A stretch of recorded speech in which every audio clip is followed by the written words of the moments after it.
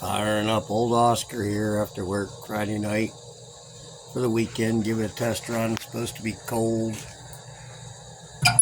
rainy, so I got to get it built to 130.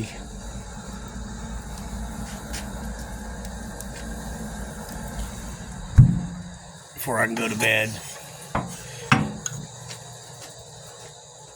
Part of our stockpile.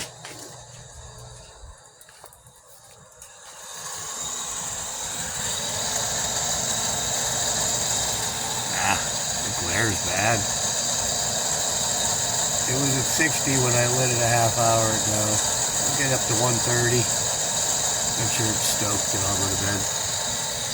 And yeah, run her over the weekend. Supposed to be 45 and rainy tomorrow. And high of 50 at Sunday. So yeah, giving her a test drive.